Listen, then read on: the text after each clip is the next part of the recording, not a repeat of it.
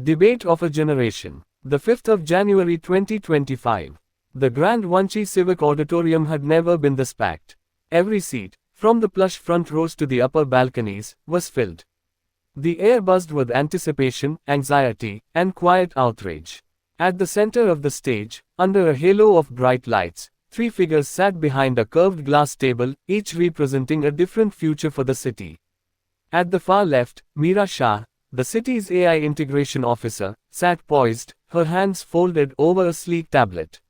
She had been the architect of Vanchi's AI-driven transformation, and she wore the calm confidence of someone who believed they were leading history in the right direction. To her right, Amit Rathore, a towering figure in a navy suit, represented the corporate side, tech and business leaders who saw AI as the key to untapped economic growth. And across from them, gripping the edge of the table with barely contained frustration, was Anika Sharma, activist, former caseworker, and the loudest voice for those left behind. The moderator, an AI-powered hologram named We Host, pulsed to life at the podium.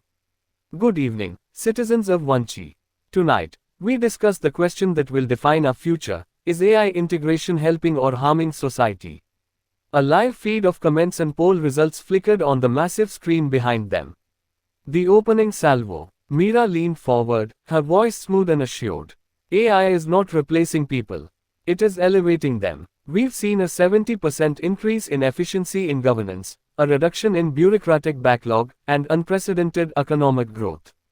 Vanchi is becoming a model city of the future. Scattered applause rippled through the crowd, mostly from corporate executives and AI proponents in the front rows. Anika scoffed. A model city? For whom? She turned to face the audience. Raise your hand if you've lost your job to AI. A murmur spread as dozens of hands shot up. Anika's voice sharpened. 70% efficiency for who? People aren't statistics, Meera. I used to work in public services.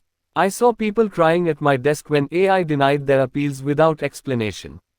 Where do they go? Who do they turn to when the system makes a mistake? The audience shifted uneasily. In the upper balconies, members of labor unions and displaced workers nodded in agreement. The corporate justification. Amit Rathore, ever the businessman, leaned back, adjusting his suit. The AI transition was inevitable, he said, his deep voice carrying through the hall. It's not about taking away jobs, it's about evolving with technology. Those who adapted have new, high-paying careers in AI maintenance, data analytics, and robotics. Anika turned to him, fire in her eyes. And what about those who couldn't adapt? The ones who weren't offered retraining. My neighbor, a 58-year-old factory worker, was deemed too old to upskill. He lost his pension. He's delivering food now to survive. Amit didn't blink. Every technological revolution leaves some behind. That's history. The words hung heavy in the air. From the back of the auditorium, a voice shouted, an elderly man, standing in defiance. We are not history. We are still here. The turning point. A wave of cheers and chants erupted from the crowd. The debate was no longer just words on a stage. It was a battle between two worlds, one clinging to the past, the other racing toward an uncertain future. We Host School, synthesized voice cut through the noise. Based on live sentiment analysis, public confidence in AI governance has dropped by 12% since the start of this debate. Would you like to adjust your arguments? Meera's composure cracked. Even the machine knew they were losing ground. She turned toward Anika, something new in her eyes, doubt. Anika seized the moment. We need a middle ground, she said. AI isn't evil, but unchecked automation is destroying lives. We need human oversight, accountability, and laws that protect workers. The future isn't just about efficiency. It's about people. A pause. Then, applause, louder this time, growing like a wave. For the first time, the balance shifted.